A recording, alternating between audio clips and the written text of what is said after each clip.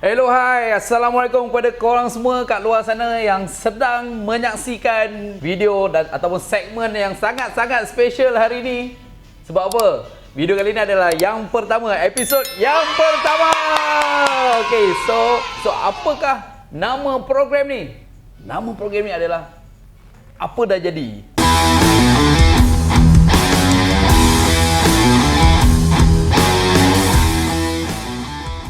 So dalam episod Apa Dah Jadi ni kita akan ada 9 episod.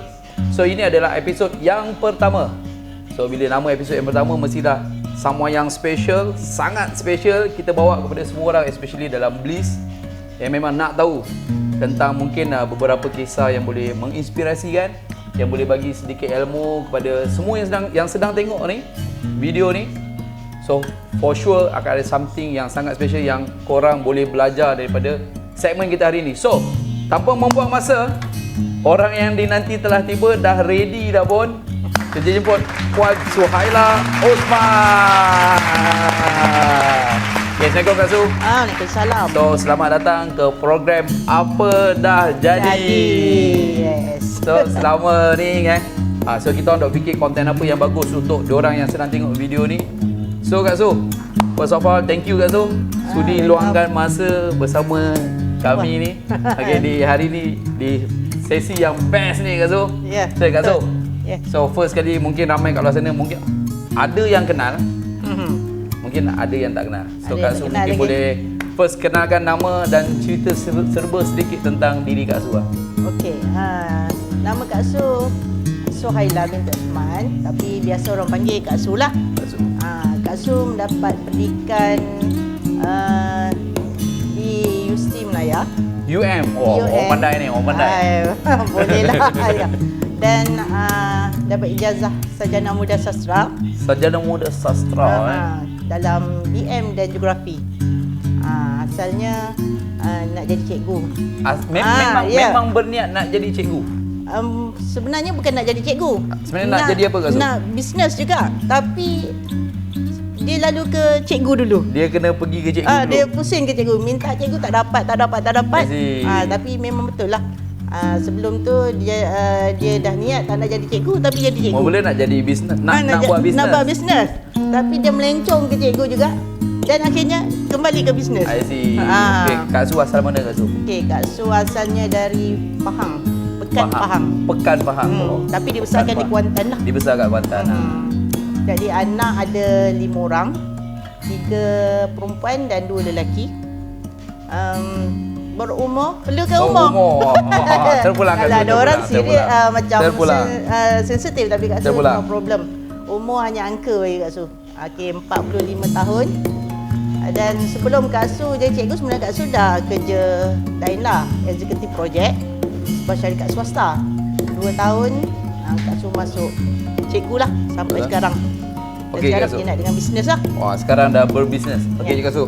So, mungkin Kak Su boleh share apakah erti bisnes bagi Kak Su? Okey, bisnes pada Kak Su ialah orang kata benda ni subjektif. Bagi Kak Su lah, bisnes ni bukan untuk diri kita sendiri, tapi kita buat bisnes ni untuk menyebarkan manfaat kepada orang lain. Maksudnya kita buat bisnes, kita berjaya dan kita share pengalaman kita bantu orang, kita menyumbangkan sesuatu kepada masyarakat. Mendidik pun boleh juga. Dalam bisnes boleh mendidik. Boleh mendidik. Mungkin Kak Su boleh share Kak Su. Apakah pengalaman Kak Su dalam bisnes? Boleh share sikit. Okey, pengalaman sebenarnya sebelum join Bliss, Kak Su dah buat macam-macam bisnes lah.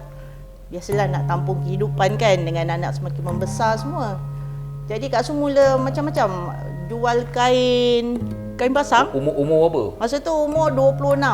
Tapi tak formal lah, tak ada mentor, just ambil barang di kedai. Lepas tu pergi jual, hantar dekat orang tolong jual. Kak Su tak boleh nak jual, Kak Su tak pandai nak jual. Kak Su kata, okay, tolong jual ni, nanti kalau dapat untung saya bagi, share. Macam tu lah teknik dia. Tapi sebenarnya daripada awal lagi masa dah jam 4, Kak Su dah berniaga. Berniaga apa pula? Itu berniaga kampung lah. Mak dulu suka berniaga. Dia buka kedai depan rumah budak-budak sekolah. Lalu jual aiskrim Malaysia tu, jajan. Okey, dia kata okey, mak nak masak ni, tolong jaga kedai kat depan. Kak Su pun tercongok lah tunggu. Family ada kedai runcit? Tak ada. Tak ada, just dia letak satu meja, dia letaklah snack. Meniaga depan rumah lah. Meniaga depan rumah. Yang kampung lah, tak ada kedai formal, tak ada lah. Apa tu? Dari situlah Kak Su kata, alamak, kita ni dah penat balik sekolah kan. Balik sekolah kata, tak apalah, tolong mak lah. Mak pernah cari duit kan. Okey, adalah. Siap. Dulu marketing Kak Su dah belajar daripada ayah.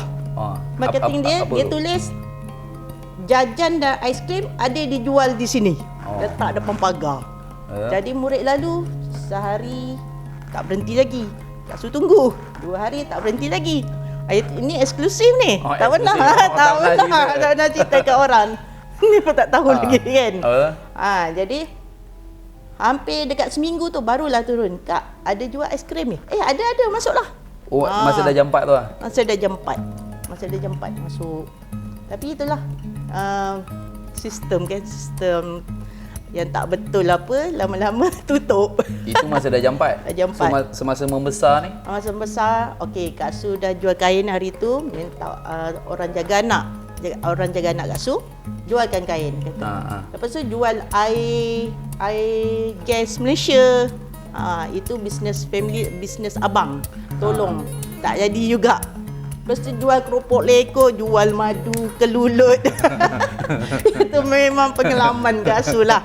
Tapi itu semua pengalaman yang just Kak Su dapat berdasarkan untung macam tu lah. Yang agak berjaya sikit, jual madu kelulut lah. Kak Su buka website sendiri. Siap ada website sendiri? Apa nama website tu Kak Su? Apa nama website tu? Madu kelulut number 1. Madu kelulut number 1. Dah sampai macam tu Kak Su. Berapa lama Kak Su buat bisnes madu kelulut tu? Dalam setahun lebih lah. Setahun 2 tahun. Lepas tu baru jumpa produk pewangi. Produk pewangi daripada situ. Ramai orang kadang-kadang zaman sekarang dia nak berniaga ramai orang nak berniaga. Tapi dia ada orang cakap berniaga ni senang. Ada orang cakap berniaga ni susah. So mungkin Kak Su rasa berniaga ni senang ke susah? Dia atas diri kita sendiri. Kalau kita kata benda tu susah, dia akan jadi susah lah. Jadi kalau misalnya kita ada problem, masalah, kita kena cari solution. Sebenarnya tak susah. Just bila mindset kita rasa susah, jadi kita tak boleh nak bergerak ke tempat lain. Kita akan kekal kat situ dan fokus kepada masalah. Jadi benda tak akan jadi susah. Tapi kalau kita rasa kita berlapang dada, kemudian mindset kita terbuka, aku boleh buat, tak ada masalah. Maksudnya tak ada benda yang boleh menghalang aku nak terus ke depan. Aku boleh tempuh je. Apa yang orang buat, aku boleh buat. Jalan je, buat je. Apa yang tak pernah kita buat, itu yang patut kita buat. Ramai orang berniaga Kak Su kan. So berniaga ni biasa lah kan. Ada masa kita semangat, ada masa kita tak semangat kan. So ramai orang kat luar sana kerana dia berniaga, dia rasa dia down. Berniaga sikit, buat sikit down. Buat sikit lemau. Down, lemau. So Kak Su pernah rasa tak benda ni Kak Su? Pernah. Pernah. Bila buat tak menjadi, memang akan down lah. Sebab nabur modal yang banyak. Kan? Tapi itulah, kita tak boleh nak down selama-lamanya. Kita kena bangkit lah. Mulakan balik. Sebab kita dah, kalau kita, orang cakap, terus mengalah, kita sebenarnya bazirkan masa kita, bazirkan duit kita, modal kita, pengorbanan kita, memang sia-sia lah orang cakap. Jadi pada Kak Su, memang down tu bila kalau Kak Su rasa down, Kak Su buat apa? Itu yang nak tahu tu. Kalau contoh hari ni rasa down lah, Kak Su akan buat apa? Kak Su mula-mula Kak Su biasalah akan solat lah. Kemudian dengar solat. Yes, solat, minta Allah tenangkan hati, bagi petunjuk. Kemudian pasang zikir lah, selawat, istighfar tu memang hari-hari Kak Su akan buat supaya kita yakin yang kita bersama dengan ada amalan yang tertentu ke Kak Su? Amalan mungkin ada. Kata eksklusif. Hari ni buat eksklusif Kak Su. Okey, rahsia ni terbuka mungkin kan yang Kak Su buat mungkin boleh ya pegang boleh santai Kak Su. So mungkin ada amalan yang Kak Su dah lama praktikan secara harian ke, mungkin nak share? Okey, amalan dalaman lah untuk kuatkan hati kita supaya kita bila down je, kita percaya yang Allah sentiasa bersama kita lah.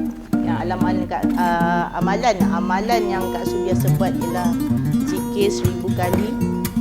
Itu istighfar. Sebab kita ni banyak dosa. Bila banyak dosa, pada Kak Su, rezeki tu susah nak melekat. Kalau banyak dosa Hari-hari kita berdosa. Betul. Betul tak? Sama ke? Hari-hari kita berdosa. Kadang-kadang kita tak sedar. Kata, tak boleh ngumpat juga. Tak boleh nak marah juga. Kan? Kadang-kadang marah dengan anak lah. Kenapa budak tu kecil lagi? Istighfar lah balik. Istighfar. Dah aku dah buat salah ni. Jadi, kita nak bersihkan dosa tu macam kelorok bersihkan kain putih. Kenapa ada yang cakap kenapa kena zikir banyak sikit, 100 cukup lah kan? Kata boleh 100, tapi kalau macam kain tu dia ada yang dosa yang ada yang kekotoran yang senang dibasuh, pakai sental je dibasuh. Ada kekotoran yang sukar dibasuh. Jadi tu kena pakai kelorok. Bila kita zikir 1000 kali, selawat 1000 kali, kita akan jadi ada sesuatu yang kita akan rasa perubahan dalam diri kita. Okey Kak Su. Ya. So mungkin diorang pun mungkin nak tahu Kak Su, kan? Apa yang mungkin orang tak tahu tentang Kak Su? Orang sebut Kak Su kan? Apa yang orang mungkin tak tahulah pasal diri Kak Su? Ni eksklusif lagi Kak Su. Eksklusif lagi. Ini rahsia terbuka. Apa yang orang tak tahu pasal Kak Su? Kak Su ni anak bongsu. Oh, anak bongsu. Manja ni. Anak bongsu, kadang-kadang buat spoil juga dalam family, tapi kata manja kan. Kita pandai ambil hati orang. Kira Kak Su nak cakap Kak Su pandai ambil hati orang. Boleh lah. Maksudnya kalau kita macam Kak Su tak suka simpan dendam dalam hati, maknanya Kak Su cepat lupakan. Apa yang berlaku tu cepat habis. Okay, tutup, terbuka benda yang baru. Lepas tu bila anak bongsu orang cakap manja. Okey, manja tu okey lah kan. Cuma kekentalan jiwa tu ada cakap anak bongsu ni cepat sangat ngalah, lemah kan. Tapi pada Kak Su tak. Kak Su belajar daripada abang-abang, kakak-kakak. Okey, Kak Su nampak yang ni macam ni, yang ni macam ni, yang ni macam ni. Jadi kita tak boleh nak ikut yang tak okey. Kita ambil yang okey, kita campurkan. Dan di situlah kekuatan Kak Su untuk terus kekuatan lah. Kira yang orang tak tahu ni, Kak Su ni pandai ambil hati. Itu ramai orang tahulah Kak Su. Ya ke? Saya pun tahu. Tahu ke? Yang orang tak tahulah Kak Su. Apa yang? Yang sangat-sangat lagi eksklusif lah Kak Su. Yang orang tak tahu sangat pasal Kak Su ni. Kak Su. Sebenarnya Kak Su. Yang mungkin saya pun tak tahu. Dia tak tahu ya? Apa dia yang saya tak tahu? Alamak, susah nak jawab sebenarnya. Sebab Kak Su pun tak terfikirlah apa benda. Tak apa Kak Su.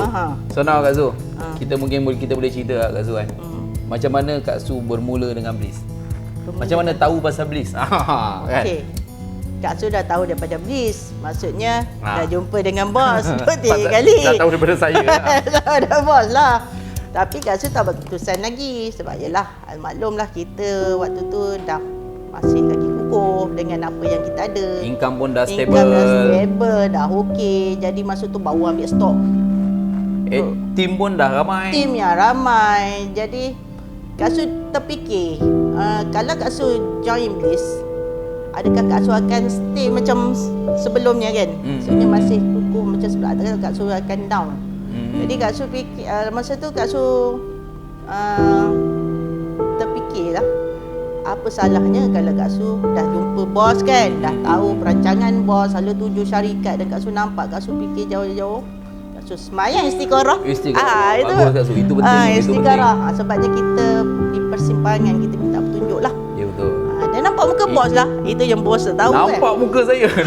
Itu lain macam itu orang tak tahu yang itulah. Oh ya, itu yang korang tak tahu. Istiqarah tak nampak muka saya. Allah. Itu yang menguatkan lagi. Ya, betul. Mimpi ke apa? Mimpi muka saya. Kak Su semayang istiqarah 3 malam. 3 malam istiqarah? 3 malam. Masa tu kosong 3 hari kan. betul-betul mimpi muka saya ke apa? Tak. Hari ketiga. Sebabnya Kak Su nak jawapan selagi tak dapat jawapan. Masa tidur tu macam kita kosongkan fikiran. Terus kita Oh, ini saya pun tak tahu ni Kak Su. ini memang semua orang tak tahu. Muka saya. Tak tahu. Ya Kak Su. Ya. Kak Su nampak Kak Su berdiri sebelah bos. Dia tahu, inilah petunjuk ni agaknya. Itu Kak Su tak pernah cerita dengan bos kan? Tak pernah. Itulah dia. Ya. Nampak Mimpi, duduk sebelah, tapi just berdiri lah. sendiri nampak muncul macam muka bos. Yalah, waktu tu Kak Su kan, saya basically tak ada masalah Kak Su. Nak ikut ke tak ikut ke, tak ada masalah langsung kan. Sebab bagi saya, yalah, ni perjuangan, ni soal perjuangan. Perjuangan ni apa cara pun kena teruskan juga. Betul. Perjuangan kan, sebab kita ada satu misi yang belum selesai. Betul. So, bila Kak Su buat keputusan tu kan, first thank you lah Kak Su. Thank you sebab apa, support lah. Di saat macam tu kadang-kadang bukan senang orang nak berkeputusan. Betul. Sebab tu saya boleh respect. Okay, tapi Kak Su, dah ambil risiko tu Kak Su, bermula bersama Bliss daripada, yalah, setahun yang lepas Kak Su Tapi bukan senang bos, sebabnya Kak Su ni nak tarik tim Kak Su sekali. Apa Kak Su nak cakap? Orang yang pertama Kak Su call ni bukan mesej. Kak Zah. Oh. Kak Zah tanya, Zah nak ikut aku tak? Oh. Nak pergi mana? Dia cakap. Dia kata, aku nak tukar ikut bos. Kenapa? Dia memang tak tahu apalah kan. Tak, aku rasa ikut bos ni kau lagi okey lah, cakap dia tu. Dia kata, betul ke? Dia kata dia panggil Cu. Sebab satu Kawan ke, saudara ke? Kawan classmate. Daripada sekolah Form tu? 6 lah. Masa form 6 Masa form 6 satu kelas lah. Betul. Lama tak jumpa, 20 tahun, tapi sebab Tak pernah jumpa? Tak pernah jumpa. Tapi pasal bisnes? Pasal bisnes. Pasal bisnes dia join Kak Su. Dan kemudian Kak Su bawa dalam produk lama tu. Kemudian bila dia nak tukar dengan bos, Kak Su nak bawa dia sekali lah. Kak Su call dia lah. Kak Su call. Bukan senang nak, bukan dia seorang. Ada 2-3 orang lagi. Kak Su call semua ke apa? Ada yang Kak Su jumpa. So dia ambil barang kan. Bila masa dia ambil barang tu, Kak Su ambil lah. Masuk terus lah. Sebab kata produk ni baru lagi, belum ada lagi dalam pasaran. Orang lah reseller yang pertama boleh. Kata itu macam tu lah. Jadi diorang pun fikirlah. Tapi apa percaturan Kak Su tu menjadi, sebabnya yang sebelum ni yang tak naik dengan produk yang asal tu, bila kat sini canak-canak tanpa diduga, dia pun tak sangka. Okey Kak Su. So dalam masa setahun dengan Bliss lah Kak Su, mungkin boleh cerita sikit lah, setahun ni macam mana? Okey. Setahun Kak Su dengan Bliss, pencapaian Kak Su, bagi Kak Su bangga lah dengan setahun apa yang Kak Su dapat ni. Okey. Memang di luar dugaan bos. Kak Su kata mungkin sebab inilah pengorbanan Kak Su dengan niat nak bawa tim melonjak dengan bisnes baru ni. Dan sebab Kak Su tahu, Kak Su join ni yang paling utama Kak Su fikir income tim.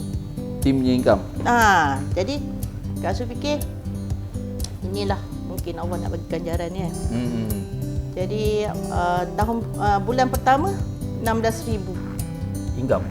16,000 sale. Sale 16,000 bulan pertama. 16,000. Maksudnya produk masa join kan produk belum ada, just iklan je kan. Tapi maksud tu order masuk 16,000 tu pun kalau kata bulan pertama pun setengah bulan je. Start 17, 19. Yes. 3 minggu kan. Tak sampai lah 2 minggu je. 2 minggu lebih kan. 2 minggu lebih 16,000 sale. Lepas tu produk tak ada, just nama saja, tapi order masuk macam hujan turun lah, hujan lebat. Order. Kata betul ke ni, cakap rasa macam tak percaya sebab barang orang tak nampak apa pun lagi. Tapi order masuk bertalu-talu kan. Okey, seterusnya Kak Su masuk bulan ke-6 capai 90,000 lah. Bulan Jun. Bulan 9 wujud kan. Bulan Jun 90,000. Okey, seterusnya lepas daripada tu terus 100,000. Main terus 100,000 atas. 100,000 ke atas. Dalam tempoh sekarang ni dalam setahun sebulan ya bos. Lebih kurang 13 bulan lah. 13 bulan dah 100 ke atas lah. 100,000 atas je kan. Yang Kak Su kira lah dalam tempoh 7 bulan dah 500,000 lah. 500,000 plus lah. So apa hasil Kak Su daripada bisnes Bliss ni, apa hasil dia? Hasilnya alhamdulillah. Cuba cerita sikit apa hasil yang Kak Su dapat dengan bisnes Bliss ni. Banyak yang Kak Su dapat. Yang pertama outlet dengan ada staff seorang daripada rumah kan. Kemudian kereta. Ada outlet, ada kereta. Ada kereta idaman. 7 bulan join dapat welfare sebiji. Alhamdulillah, syukur. Kemudian Kak Su perbelanjaan anak sekolah tak pakai PTPTN. Just guna duit Bliss lah. Semua support Bliss, duit Bliss. Gaji pun dah tak tengok. Gaji dah tak ingat dah bila masuk. Kadang bonus masuk, cik-cik, dah dapat ya? Bonus dapat ya? Tak ingat dah sebab kita fokus pada ni je kan. Yang itu kira dah adalah masuk kan. Tapi apa yang nampak perubahan dekat situ lah dari segi perbelanjaan keluarga. Tak bebas lah. Okey Kak Su. So apa nasihat Kak Su kepada orang yang kat luar sana mungkin baru-baru nak berniaga Kak Su? Okey, nasihat Kak Su. Nak berniaga apa ya? Berniaga belis ya? Tak kira lah berniaga apa pun lah Kak Su. Apa nasihat Kak Su? Okey, jangan takut untuk berniaga. Laburkan sedikit pendapatan yang anda ada. Sedikit pun tak apa. Asalkan mulakan langkah pertama. Sebab langkah pertama itulah akan membawa pada langkah-langkah yang seterusnya. Yang penting action. Action yang penting. Mesti ada mentor. Tak ada mentor habis. Kena cari mentor. Kena cari mentor. Itu nasihat Kak Su. Okey Kak Su. Ya. Nak tanya soalan luar bisnes pula. Boleh. Apakah lagu kegemaran Kak Su? Lagu kegemaran Favorite Kak Su. song lah. Memang suka sangat lagu lah. Satu je. Apakah favorite song Kak Su? Demi Matahari. Demi Matahari. Boleh pasang tak? Demi Matahari. Request. Demi Matahari Demi Itu Matahari. favorite song lah. Yes. Okey Kak Su. Sebutkan 3 idola Kak Su. Dalam hidup Kak Su ni 3 orang idola Kak Su. Orang. Orang, ya? 3. Orang lah. Orang, insan, manusia. 3. Okay, of course lah. 3 je. Yang nombor 3 dulu. Kita mulakan yang nombor 3. Nombor 3. Daripada ranking nombor 3. 3, 2, 1. Nombor 3. Nombor 3. Bos lah tu. Bos lah. Saya pula. Saya nombor 3. Saya nombor 3. Thank you Kak Su. Saya nombor 3 lah. Ya, okey. Nombor 2. Nombor 2 suami Kak Su lah. Suami Kak Su. Nombor 2. Dia banyak bantu Kak Su, banyak bagi nasihat walaupun Yes. apa-apa yang Kak Su tak tahu, Kak Su rujuk pada suami Kak Su lah. Yang pertama mestilah Rasulullah Sallallahu Alaihi Wasallam. Itu betul Kak Su. Bukan Kak Su je, saya pun. Islam kan. Itulah idola kita. Idola Kak Su. Betul Kak Su. Alright. So, apakah pesanan terakhir Kak Su? Pesanan yang paling padu. Pesanan yang paling padu kepada mereka yang sedang tonton video ni Kak Su. Okey, untuk semua yang sedang menonton video, Kak Su harap anda nak buat tindakan tu jangan ragu-ragu, jangan takut-takut, bersemangat selalu. Sebab yang mengawal keadaan kita, jangan keadaan yang mengawal kita. Sebab bila kita sentiasa mengalah kepada masalah, sukar untuk kita ke depan lagi. Itu yang Kak Su selalu mentionkan dalam tim Kak Su lah. Yeah. So, itulah pesanan paling padu Kak Su. Paling padu Kak Su. Sebenarnya banyak lagi, tapi kalau nak bagi Kak Su bercakap, alamat tidur office lah malam ni. Okay guys, okay. Terima kasih kerana menyaksikan video episod yang pertama ni dalam segmen Apa Dah Jadi. Okay, so thank you for watching. Terima kasih. So, last, thank you Kak Su kerana sudi berkongsi dengan kita semua. Thank you lah Kak Su. Thank you juga pada bos sebab jemput Kak Su. Insan special mah. Segmen yang pertama Segmen yang pertama ni dalam sejarah Kak Su. Terima kasih banyak-banyak semua-semua. So, terima kasih kepada Kak Su kerana sudi bersama kita dalam segmen Apa Dah Jadi. So, kepada anda kat luar sana, dapat kalau boleh catat apa yang Kak Su dah nasihat tu. Tu especially pesanan yang paling padu yang terakhir tu. Tak puas call ya. Tak apa, boleh hubungi Kak Su. Okay guys, so thank you for watching. Jumpa lagi di next episode dalam Apa Dah Jadi. Bye-bye.